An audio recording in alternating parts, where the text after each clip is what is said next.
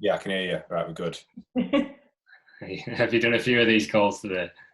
Not today. I've done a few over the last couple of days. I've just been doing a lot of podcasting and stuff, to be honest. Yeah.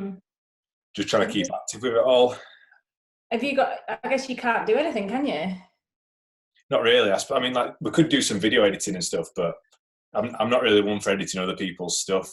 You know, I'd rather go out and shoot it. But there've been some stuff come in. Yeah. I was just saying to Fliss then, actually, it's like, for me, not much has changed because I probably spend 10% shooting and then 90% in the office. I think people kind of have that perception that, you know, obviously you're constantly taking pictures or doing videography, but yeah. No, I mean, like for me, it's just obviously we needed to be out. Like, I could see it coming probably. I came back from down in Birmingham, and on that Monday, so like not this Monday gone, one before, everyone just started cancelling. So we lost probably like 5, 6, 7 grand worth of jobs in a day, and I was like, oh, this isn't good. And then more stuff, people start cancelling. You know, using podcast studio, I'm like, oh, this ain't good at all. And now we're here. Yeah, you can see it coming. Yeah, I can just do exactly the same thing. I can just keep working, but I've had my 3 big projects put on hold because they don't want to spend the money, because they want to spend it on wages instead, so they just delayed it. But my way of working's not changed, apart from I'm not leaving the house. I'm not going mad yet. I might soon, but I'm not yet. Yeah. So working from home, obviously, Josh, we've noticed you've been doing quite a lot of LinkedIn videos. I know you was doing that before. But yeah, you just kind of, I guess, putting more emphasis on that side of it whilst you're stuck at home. Yeah, I mean, like, I've got to kind of lead by example with it now, I think. Before, I was just obviously facilitating everybody else, you know. So, like, I had my podcast up and running over a year ago. I did, like, a full series of about 15 podcasts. And then, obviously, just vlogging and content creating after that. I was mainly just focusing on YouTube. But since this has happened, it kind of makes sense to be back, like, in the eyes of all my clients by doing the podcasts. And because I've already got, like, quite a big network and fortunate enough to have LinkedIn Live, I just brought all the equipment home and just started, carried on. I think I said it on the podcast, but I think personal branding now is going to be more important than ever because there's a lot of good and humanity coming back into the world. You know, like all the corporate ones have pulled plug and sacked people left, right and centre. And I think people are now looking and realising we actually need to speak to each other more. And that's going to be a massive benefit to your business at the end of this, because no matter what, we're going to end up in a recession, but there will be a gold rush as well because businesses will need to continue. So you need to be kind of front of mind, I think. It's exactly what I've been talking about this week as well. It's all about brand and how you talk about what your values are rather than your product that you sell. So you've obviously got certain values. Talk about them instead, and if it's relevant, you know. Well, that's it. I mean, relevant for your customer. It's not the time to sell. And to be honest, like, I'm not really into this. Like, I'm not a salesman. I'm not good at selling anyway. I'm more of the opinion that we'll just put a bunch of content out there, showcase what we can do, and then we will be approached. Or when we do get approached by a client, then they kind of want to go ahead anyway. They're not really looking anywhere else. So that, like, I've been fortunate enough with that. And I think that way of selling, that's a way of selling, I guess. Just showcasing what you can do and don't ram it down people's throats. And especially now, like, no one's buying anything now. So that's the last thing we want, you know. But people will go with you because of you and what you stand for. They won't go with you because of they go for you because of your services, but everyone's got that, like, loads of people have that service. Yeah.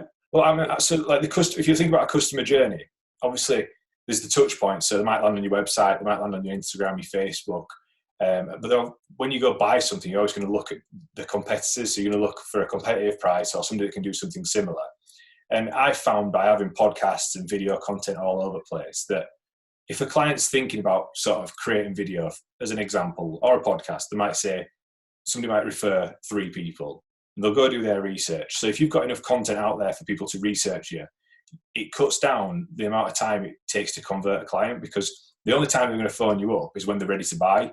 You know, you don't really have to do many meetings beforehand to feel each other out, because there's, like, from my side, there's that much content out from Get Your Media, from my personal stuff, that you can get a good understanding of who I am, what we're about, the people like Leanne who works for me, the lads. There's enough content at lads when we're out on shoots. So you know what you're going to get without actually having to meet us. So when they do call up, they're ready to buy and we get to go. So it makes the business more efficient. And I think but they like you as well. I think that's the point. It's the fact that they like you and they want to work with you. We're all human at the end of the day, aren't we? It's what? They've seen you and they like you and they're like, I want to work with Josh because I like him. And on the same sense, they might see it and go, I don't like him, I'm not going to go with him. But they've not engaged anyway or wasted any time. So it's beneficial on both sides. Yeah, I think it helps. All three of us actually kind of in that creative industry. It helps kind of putting a face to the business. And like I said, I guess if they don't like you, that's the clients that you don't want, because that relationship's going to be hard work anyway. So, yeah, definitely. Yeah, I mean, in terms of, sorry, Fliss, go on. Touching on what Josh said earlier, like people want more of a personal sort of service now, and so having your personal brand is equally as important. And especially in what we do, it's a service, so people buy into us. I think it's more important for what we do. I don't really push much stuff out through the Get Your Media page. We put the odd job up now and again. We've got an Instagram account and a Facebook account, but I put everything through my personal brand. I've got a public Facebook page that I do other podcasts on with other sporting stuff. I've got my LinkedIn Live, which is again through my page, and it's same for Instagram. Like I just keep everything active, and it's all public. And again, I keep all that stuff professional, so there's no personal life stuff on there. I run them as a business. So sorry if you can hear dog barking like that, but screaming at us, man. I've seen the videos. I guess in terms of like Morley itself, there's a lot of self-employed. There's a lot of like independent businesses. Have you kind of got any tips for them in terms of what they can be doing video-wise? Obviously, you can't offer your services at the minute, going out and actually producing video. But any tips for them, while they're in isolation? Yeah, I think like one of sort of frequent comments that I get is, I can never be on video. I could never do this. I could never do a podcast. And it's not, you're not naturally good in front of a camera. It just takes practice. And if you're considering creating a video blog or creating videos for your business, don't just film one off the cuff or go live, because it will look a mess, and that will be detrimental to your brand, your company, and your personal brand. So what I say to people is, like, if you're thinking about creating videos where you might be delivering a piece of dialogue to a camera, to go out onto social media, if you're going to release one in a month's time, start practicing them now. So what I say is, look, put your camera on the side, put your phone on the side, have the camera facing towards you so you're looking through the viewfinder, but obviously look at the lens and deliver a piece of dialogue. Just talk about your day looking at a camera lens, and save that footage. Don't ever showcase it to the world, and do the same the next day, and do it again the next day. And if you go back from sort of day 20 back to day 1, you'll see you'll be more comfortable. You'll be able to breathe a little bit better, and it'll come across a lot more natural than day 1. So that practice every day. So by the time you come to release one on maybe day 30, you're going to look really good in front of the camera, which will look good for your company and your personal brand. So I think just that practice. Yeah, that's good advice. I did one recently and it took me ages to get it right, and I was so nervous about putting it out, but I think in the end I just did it so much practice that it was just really natural. And a few of my friends messaged me saying you were really good in that, and I was like, okay, I can do this it's just practice. That's it. We've got the technology available to us now. Even if you wanted to do like a multi-camera shoot, like that's even, you're going to have 2 items in your house that's got a camera on. You might have 2 phones. You might have a phone, your partner might have a phone. And like when we're editing, like if you've got a basic knowledge of video editing, you can cut between the cameras to hide the and the awkward pauses and the awkward silences. So if you've just got like a really basic understanding of editing, and you can synchronize the clips up, you can cut out the rough stuff that you don't want in there, and it'll look even smoother. So, the technology is available. And again, on that same note, now's the time to learn.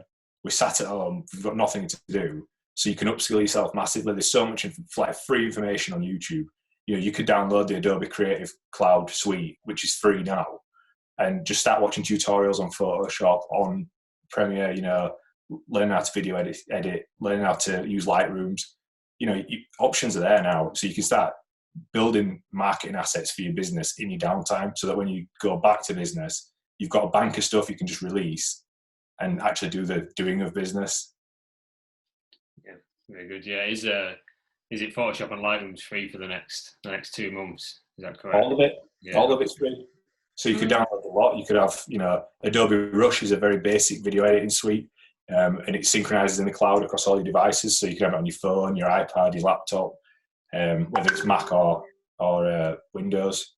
So it's all there available. Mm-hmm. Have you got any other tips for apps for editing? You might not like this one, but Canva.com is really good to create social media assets for us laymen that's not a graphic designer. No, it is. It's really good.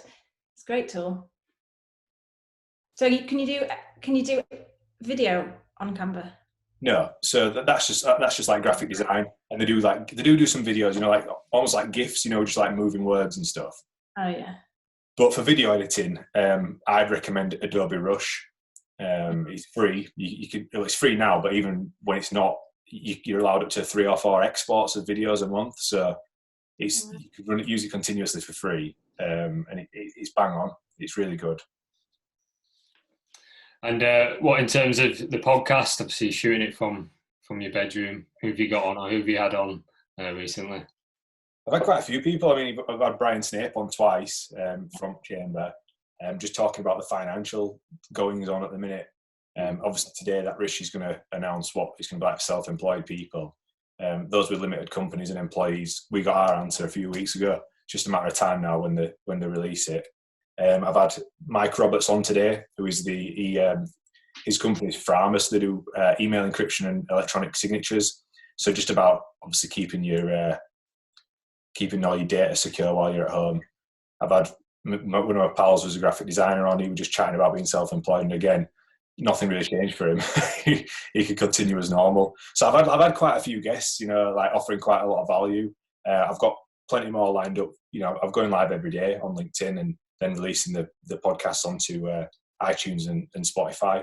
And on that note, like, people can create podcasts now. So if you've got a business and you've got FAQs, or there's certain topics that keep cropping up, if you can create a 5-minute podcast answering these questions that you always get asked, get it done, get it uploaded to YouTube, get it uploaded to iTunes and Spotify, and that'll help you ranking on Google as well. So they're all good digital assets to help people find you when we're allowed to go back to work.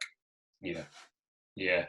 I think it's more of a statement than a question. I think as a chamber and a non-profit organisation, I think at this time it's encouraging a lot of the small businesses that might actually have a business premise in the town, who might not be active on LinkedIn and social media, to really kind of put some time aside to do some branding, which will have some time, and kind of get involved with the online side of it, and try and push the business for when we are all released back outside. They can kind of, they've got something in place where people are more aware of their business. Yeah, no, I agree. I think it's a good time now to just sort of get your ducks in a row and ready for when it opens back up. I think it's a bit of a blessing. It's an opportunity, because it's like you get stuck in the day-to-day running of a business and working, and a lot of stuff gets put to one side. So I'm in a way thankful for a bit of downtime to sort of refocus, because it's just mental. Everyone knows it's like running a business. It's chaos in it. So I think on that as well, there's probably things you can be doing right now. Like, even if you have a shop or a service in some way, there's other things you can do to help people. Like, there's bars that are doing online pub quizzes and things. So it's just another way of doing your bringing your service to people. It might be free at the minute, but it's awareness, isn't it? And it's all for the customer. That's it. And I think how you act now will be remembered, because there's been a lot of knee-jerk reactions. It's a time now where sort of the leaders will thrive, because big companies have let people go left, right, and centre. I just think now's an opportunity to show your true colours, show what you're made of, offer people advice and services where you can, and it'll be remembered forever. Like that's just the way it is. Yeah, well, that's the power of brand, isn't it? Yeah. That's why you do it. Yeah, I think that covers everything we were going to chat about today. So Josh, if people can find you, obviously every day live, LinkedIn. Yeah, every day live. You know, if we're not already connected on LinkedIn, then let's connect. And again, all of our social media, all my channels are public and they're all business related in the sense that there's no private life on there. So I've got a public Facebook page, I've got a public Instagram and LinkedIn. So just find me on there. If you've got any questions, drop me a DM. If you think you've got any value that you can offer to my audience on LinkedIn, then feel free to jump on as a guest. You know, it's open to everyone. It's just a platform for people to really listen and I guess learn and know that they're not in it on their own. They can hear all our problems and we are in it together. Yeah, thank you very much, Josh. Thank you. No worries, mate. No worries.